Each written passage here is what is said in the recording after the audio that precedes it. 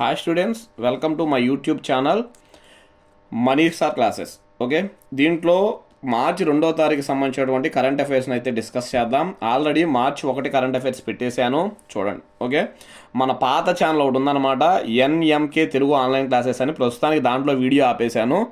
Pending ఉన్న videos మాత్రం దాంట్లో పోస్ట్ పేడ్ చేస్తా. మార్చి 1వ తారీఖు నుంచి మాత్రం వీడియోస్ దీంట్లోనే వస్తున్నాయి, జాగ్రత్తగా చూసుకోండి. ఓకే, సరే చూడండి, ఇంకా ఆలస్యం చేయకుండా వీడియోలోకి వెళ్ళిపోదాం. చాలామంది నిన్న ఫస్ట్ వీడియో చూసి లైక్ చేశారు, అదేవిధంగా కొత్త వాళ్ళందరూ కూడా సబ్స్క్రైబ్ చేసుకున్నారు. ఈ వీడియో కూడా ఎవరైతే చూస్తున్నారో మర్చిపోకుండా లైక్ చేయండి. అప్డేట్స్ అయితే మీకు ఇస్తా ఉన్నా. కరెంట్ అఫైర్స్ ఈసారి ఏ ఎగ్జామ్లో కూడా కరెంట్ అఫైర్స్ మిస్ అవ్వకూడదు అన్న ఉద్దేశంతో చాలా అప్డేటెడ్గా అయితే వస్తున్నాను అనమాట. ఓకే, సరే ఫస్ట్ బిట్ చూడండి, అందరూ లైక్ చేయండి మర్చిపోకుండా. ఫస్ట్ బిట్, T20 ప్రపంచ కప్లో భారతదేశం ఏ దేశంపై అతిపెద్ద ఛేదన చేసింది అంటే వెస్టిండీస్. ఏ దేశంపై? వెస్టిండీస్. రాత్రి మ్యాచ్ చూసినట్లయితే వెస్టిండీస్కి ఇండియాకి జరిగింది. ఆల్మోస్ట్ 196 పరుగుల్ని భారతదేశం కొట్టేసిందనమాట. ఛేదంలో చేజింగ్ చేసింది. సంజు శాంసన్ అనే భారత క్రికెటర్ అద్భుతమైన బ్యాటింగ్ అయితే నిన్న ఆడాడనమాట. ఓకే, చూడండి, మొదటిగా వెస్టిండీస్ బ్యాటింగ్ ఆడి 195 పరుగులు చేసింది. ఫస్ట్ బ్యాటింగ్ వాళ్ళు ఆడి 195 స్కోర్ అయితే చేశారు. 196 పరుగుల లక్ష్యంతో బ్యాటింగ్కి దిగిన భారత్ విజయవంతంగా ఛేదన చేసి T20 ప్రపంచ కప్లో భారతదేశం చేసిన అతిపెద్ద ఛేదనగా ఇదే నిలిచింది. చూడండి, ఇప్పటి వరకు సెకండ్ బ్యాటింగ్ ఆడి భారతదేశం హయ్యెస్ట్ స్టేజ్ అంట T20 ప్రపంచ కప్లో. ఇంతకుముందు 2014లో బంగ్లాదేశ్పై 173 పరుగుల ఛేదన. ఇంతకుముందు హయ్యెస్ట్ చేసింగ్ 173 అని అంట, ఇప్పుడు 195 ఇది రికార్డ్. సంజు శాంసన్ చేసిన 97 పరుగులు. చూడండి, రాత్రి సంజు శాంసన్ అనే క్రికెటర్ 97 పరుగులు చేశాడు. T20 ప్రపంచ కప్ చేజనలో భారత్ తరపున అత్యధిక పరుగులు ఇవే. చూడండి, చేజింగ్లో అత్యధిక పరుగులు చేసిన వ్యక్తిగా భారతదేశం తరపున సంజు శాంసన్ నిలిచాడు.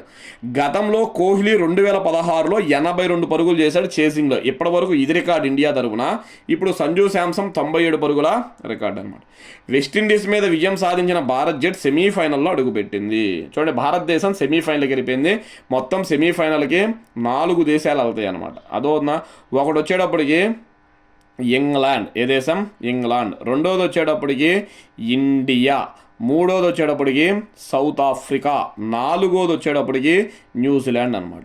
సో ఇప్పుడు ఇంగ్లాండు, ఇండియా సెమీఫైనల్ ఆడితే గెలిచిన వాళ్ళు ఫైనల్కి వెళ్తారు. సౌత్ ఆఫ్రికా, న్యూజిలాండ్ మళ్ళీ ఒక సెమీఫైనల్ ఆడితే గెలిచిన వాళ్ళు ఫైనల్కి వెళ్తారు. వీరిద్దరికీ ఫైనల్ మ్యాచ్ అయితే ఉంటుందన్నమాట. Okay, important. నెక్స్ట్ దాని తర్వాత చూడండి, రెండో బిట్ అనమాట. ఓకే,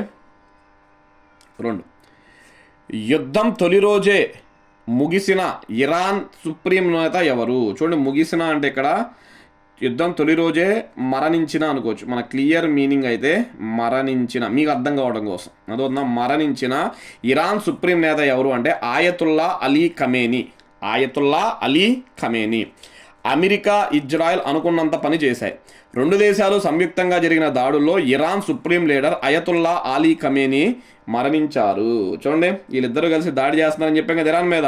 ఈయన మీద పంతంతోనే అనుకున్నది జరిగింది. యుద్ధం ప్రారంభమైన తొలి రోజే అంటే ఫిబ్రవరి 28 స్టార్ట్ అయింది యుద్ధం.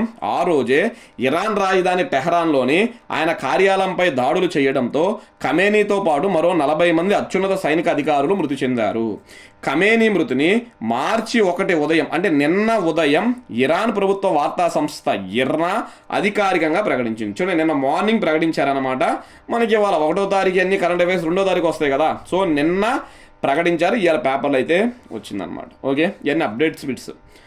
కొత్త సుప్రీం లీడర్ను ఎన్నుకునే ప్రక్రియను కౌన్సిల్ ప్రారంభించిందని ఇరాన్ అధ్యక్షుడు పెజిష్కియాన్ వెల్లడించాడు. చూడండి, ఇరాన్ అధ్యక్షుడు అనమాట, ఈయన వెల్లడించాడు. ఆల్రెడీ తాత్కాలికంగా ఒక ఆయన్ని లీడర్గా ఎన్నుకున్నారులే, కానీ నేను ఈ వీడియో చేసే సమయానికి కాకపోతే ఇంకా పాయింట్స్ అన్ని యాడ్ చేసి రేపు క్లాస్లో అయితే చెప్తాను. ఓకే, మరోవైపు ఇరాన్ కొత్త నాయకత్వంతో చర్చలకు సిద్ధమని అనూహ్యంగా ట్రంప్ ప్రకటన చేశాడు. చూడండి, ట్రంప్ ఏమంటున్నాడు అంటే ఈయనతో మా ప్రాబ్లం అదవుతుందా, సో ఇప్పుడు వచ్చే ఆయనతో మేము చర్చలకు సిద్ధమే, మాట్లాడుకుందాం కావాలంటే కూర్చొని, మళ్ళా ట్రంప్ ఒక అనూహ్యమైనటువంటి ప్రకటన అయితే చేశారన్నమాట. ఓకే, నెక్స్ట్ మూడోది చూడండి, గెయిల్ అంటారు.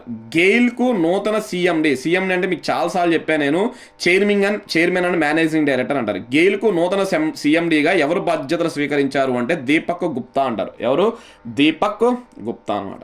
అసలు గెయిల్ అంటే ఏంటి? Gas authority of India limited 1984లో ఏర్పడింది, న్యూఢిల్లీలో ఏర్పడింది. Gas authority of India limited దేశీయ అతిపెద్ద గ్యాస్ సరఫరా సంస్థ. GAIL India chairman and managing డైరెక్టర్గా దీపక్ గుప్తా మార్చి 1న బాధ్యతలు స్వీకరించారు. నిన్న బాధ్యతలు స్వీకరించారు, ఇవాళ పేపర్లో వచ్చింది. 2029 ఫిబ్రవరి 28 వరకు అంటే 3 సంవత్సరాల పాటు ఈయన పదవిలో కొనసాగుతారు. నెక్స్ట్ ఈయన ఎవరి ప్లేస్లో వచ్చాడు అంటే అది కూడా మనకి పేపర్లో ఇచ్చాడు అనమాట. చూడండి, సందీప్ కుమార్ గుప్తా పదవీ విరమణ చేయడంతో దీపక్ గుప్తా బాధ్యతలు చేపట్టారు. చూడండి, అంతకుముందు ఎవరున్నారు? సందీప్ కుమార్ గుప్తా. ఇప్పుడు ఎవరు వచ్చారు కొత్తగా? దీపక్ గుప్తా. నెక్స్ట్ దాని తర్వాత 4, భారతదేశంలో చిరుతల సంఖ్య ఎంతకు చేరింది? భారతదేశంలో చిరుతల సంఖ్య ఎంతకు చేరింది అంటే 48కి చేరింది. కేంద్ర పర్యావరణ శాఖ మంత్రి భూపేంద్ర యాదవ్ బోట్స్వానా దేశం పేరు అనమాట, అదొన్న బోట్స్వానా అంటారు. బోట్స్వానా దేశం నుండి 9 చిరుతలను తీసుకొచ్చారు. ఈ 9 చిరుతలను మధ్యప్రదేశ్ రాష్ట్రంలోని కునో నేషనల్ పార్కులోని క్వారంటైన్ ఎన్క్లోజర్లోకి విడుదల చేశారు. చూడండి, క్వారంటైన్ ఎన్క్లోజర్ అంటారు. కొత్తగా తీసుకొచ్చిన వాటిని ఫస్ట్ క్వారంటైన్లో పెడతారనమాట, అది అలవాటు పడేదాకా. దాని తర్వాత మెయిన్ నేషనల్ పార్క్లోకి రిలీజ్ చేసేస్తారు. ఈ రాకతో భారతదేశంలో చిరుతల సంఖ్య 48కి చేరుకుంది. ఇందులో 28 భారతదేశంలో జన్మించిన పిల్లలు ఉన్నాయి. చూడండి, మొత్తం 48 కదా, దీంట్లో 28 ఇండియాలోనే పుట్టినాయి అంట. ఒక 20 బయట దేశాల్లో పుట్టిన వాటిని మనం తీసుకొచ్చాం. 1952లో అంతరించిపోయిన చిరుతలను తిరిగి ప్రవేశపెట్టడానికి 2022లో ప్రాజెక్ట్ చేతాను ప్రారంభించారు. ప్రాజెక్ట్ చేతా అని 2022లో ప్రారంభించారు. ఓకే, నెక్స్ట్ దాని తర్వాత 5, వార్తల్లో నిలిచిన Khurda road Balangir railway line ఏ రాష్ట్రంలో గలదు? Khurda road Balangir railway line ఏ రాష్ట్రంలో గలదు అంటే ఒరిస్సాలో గలదు. చూడండి, భారత స్వాతంత్రం పొందడానికన్నా ముందే చూడండి 100 ఏళ్ల చరిత్ర ఉంది ఈ ప్రాజెక్టుకి. 100 ఏళ్ల చరిత్ర. అదవునా, భారత స్వాతంత్రం పొందడానికి ముందే ఈ రైల్వే లైన్ రూపొందించబడింది. కానీ భూభాగ సవాళ్లు, అటవీ అనుమతులు మరియు నిధుల పరిమితుల కారణంగా దశాబ్దాలుగా జాప్యాలను ఎదుర్కొంటుంది. 301 కిలోమీటర్ల పొడవుతో ఈ ప్రాజెక్టు వచ్చే ఏడాది ప్రారంభంలో దీనిని సిద్ధం చేయనున్నట్లు ప్రకటించారు. ఫైనల్గా అయితే అయిపోయిందంట కంప్లీట్. నెక్స్ట్ ఇయర్ దీన్ని ప్రారంభించనున్నట్లయితే తెలిపారు. ఈ ప్రాజెక్ట్ ప్రముఖ బైసిపల్లి వన్యప్రాణుల అభయారణ్యం, అదొక బైసపల్లి వన్యప్రాణుల అభయారణ్యం అంటారు, వైల్డ్ లైఫ్ శాంక్చురీ అంటారు. సత్కోషియా టైగర్ రిజర్వ్ కొంత భాగం వెంట వెళ్తుంది. చూడండి, ఈ ప్రాజెక్టు అనేది ఈ యొక్క వైల్డ్ లైఫ్ శాంక్చురీలో ఈ యొక్క టైగర్ రిజర్వ్ గుండా వెళ్తుంది అనమాట. ఇది చాలాసార్లు అడిగాడు bit. Satkosia tiger reserve, Simlipal tiger reserve ఏ రాష్ట్రాల్లో అని అడుగుతాడు, గుర్తుపెట్టుకోండి. ఈ రెండూ కూడా ఒరిస్సా రాష్ట్రాలలోనే. ఓకే, నెక్స్ట్ దాని తర్వాత 6, 2026 ఫిబ్రవరి నెల మొత్తం జిఎస్టీ అంటే గూడ్స్ అండ్ సర్వీసెస్ ట్యాక్స్ అంటారు. అదోనా, జిఎస్టీ వసూళ్లు ఎంత అయ్యింది? 1.83 లక్షల కోట్లు. 1.83 లక్షల కోట్లు. గత ఏడాదితో పోలిస్తే ఈ ఏడాది 8.1% పెరిగాయి. 2017 July 1, very very important, 2017 July 1న దేశంలో జిఎస్టీని అమలు చేశారు. అందుకే ప్రతి సంవత్సరం జూలై 1ని జిఎస్టీ డేగా జరుపుతారు. రాజ్యాంగంలోని ఆర్టికల్ 279A అనేది జిఎస్టీ కౌన్సిల్ గురించి తెలియజేస్తుంది. జిఎస్టీని ప్రపంచంలో ప్రవేశపెట్టిన మొట్టమొదటి దేశం ఏది అంటే ఫ్రాన్సు, 1954. చూడండి, ఈ ఆర్టికల్ మొన్న ఎన్టీపీసీలో ఇది అడిగిన బిట్టు, రైల్వే ఎన్టీపీసీలో ఈ బిట్ అడిగాడు, ఇంపార్టెంట్ బిట్ అన్నమాట. నెక్స్ట్ దాని తర్వాత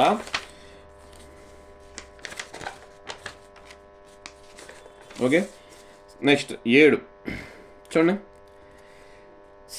ఎస్ఐటి సిట్ అంటారు, సిట్ పాలసీ 2026-2037 ని ఏ రాష్ట్రం ఆవిష్కరించింది అని అడుగుతున్నాడు. గుజరాత్ రాష్ట్రం అనమాట. ఏ రాష్ట్రం?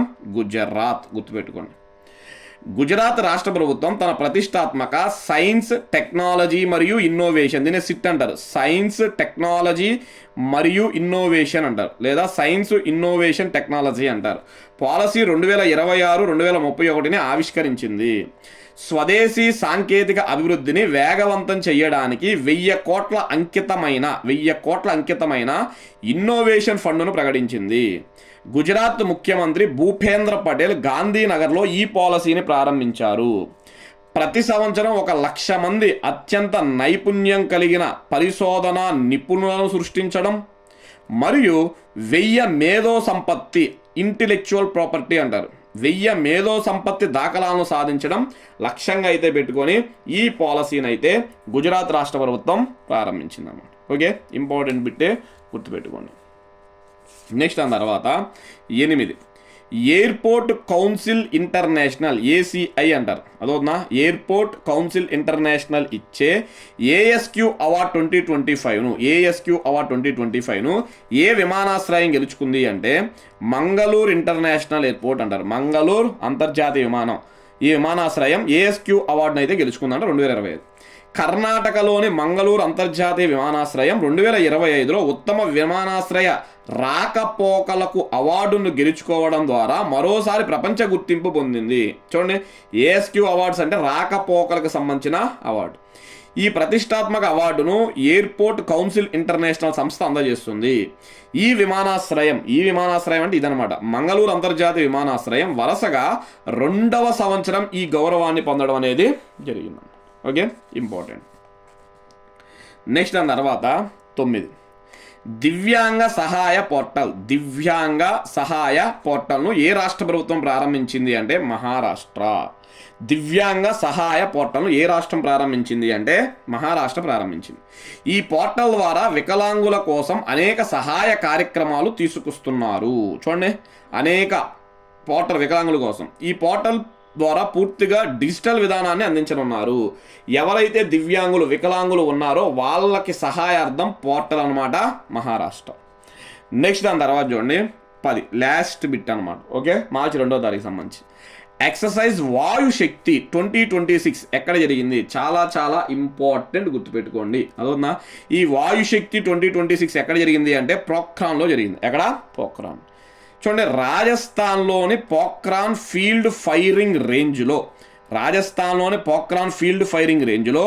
వాయుశక్తి 2026 వ్యాయామం సందర్భంగా భారత వైమానిక దళం ఇండియన్ ఎయిర్ ఫోర్స్ తన పోరాట శక్తిని ప్రదర్శించింది. భారతదేశం పాకిస్తాన్ సరిహద్దుకు సమీపంలోని థార్ ఎడారిలో ఈ వ్యాయామం జరిగింది. ఈ పెద్ద ఎత్తున విన్యాసాలకి రాష్ట్రపతి ద్రౌపది ముర్ము హాజరయ్యారు. అన్నమాట. ఓకే, ఇది ఇక్కడ వరకు యాక్చువల్గా బిట్టు. ఇది కింద పడాల్సింది పక్కనే పడింది అనమాట. ఓకే, చూడండి 11వ బిట్ అనమాట. మాజీ క్రికెటర్ రవి శాస్త్రి పేరును ఏ క్రికెట్ స్టేడియంలోని స్టాండ్కు పెట్టబోతున్నారు? అదవునా, రవి శాస్త్రి పేరును ఏ క్రికెట్ స్టేడియంలోని స్టాండ్కు పెట్టబోతున్నారు అంటే ముంబైలోని వాంకడే స్టేడియంలో ఒక స్టాండ్కు భారత జట్టు మాజీ కెప్టెన్ రవి శాస్త్రి పేరును అయితే పెట్టబోతున్నారు. ఓకే, ఇది కింద పడాలండి, పక్కన వచ్చేసిన టైపింగ్ మిస్టేక్ నాదే. సో టోటల్గా 11 బిట్స్ అయితే వచ్చినాయి అనమాట. ఎన్నో తారీఖుకి సంబంధించి అంటే మార్చి 2వ తారీఖుకి సంబంధించి. ఓకే, ఒకసారి అయితే క్విక్ రివిజన్ చూడండి. T20 ప్రపంచ కప్లో భారతదేశం ఏ దేశంపై అతిపెద్ద ఛేదన చేసింది? వెస్టిండీస్. నెక్స్ట్, యుద్ధం తొలి రోజే మరణించిన ఇరాన్ సుప్రీం నేత ఎవరు? ఆయతుల్లా అలీ ఖమేనీ. నెక్స్ట్, గెయిల్కు నూతన చైర్మన్ అండ్ మేనేజింగ్ డైరెక్టర్గా ఎవరు బాధ్యతలు స్వీకరించారు? దీపక్ గుప్తా. నెక్స్ట్, భారతదేశంలో చిరుతల సంఖ్య ఎంతకు చేరుకుంది? 48. వార్తల్లో నిలిచిన Khurda road Balangir railway line ఏ రాష్ట్రంలో కలదు? ఒరిస్సా. 2026 ఫిబ్రవరి నెల మొత్తం ఎంత జీఎస్టీ వసూలైంది? 1.83 లక్షల కోట్లు. సిట్ పాలసీ 2026-2031 ఏ రాష్ట్రం ఆవిష్కరించింది? Gujarat. Next, airport council international ఇచ్చే ఏఎస్క్యూ అవార్డును వరుసగా 2వ ఏడాది ఏ విమానాశ్రయం పొందింది? మంగళూరు అంతర్జాతీయ విమానాశ్రయం. దివ్యాంగ సహాయ పోర్టల్ ఏ రాష్ట్రం ప్రారంభించింది? మహారాష్ట్ర. ఎక్సర్సైజ్ వాయుశక్తి 2026 ఎక్కడ జరిగింది? రాజస్థాన్, పోఖ్రాన్. మాజీ క్రికెటర్ రవి శాస్త్రి పేరును ఏ క్రికెట్ స్టేడియంలోని స్టాండ్కు పెట్టబోతున్నారు? ముంబై. ఓకే, ఇవైతే మార్చి 2వ తారీఖుకి సంబంధించినటువంటి కరెంట్ అఫైర్స్, గుర్తుపెట్టుకోండి. ఓకే, మళ్ళా 3వ తారీఖు సంబంధించినటువంటి వీడియోలో అయితే రేపు కలుసుకుందాం. ఆ పెండింగ్ ఉన్నటువంటి వీడియోను కూడా నేను మళ్ళీ వెంటనే అప్లోడ్ చేస్తాను, చూస్తూ ఉండండి. Thank you.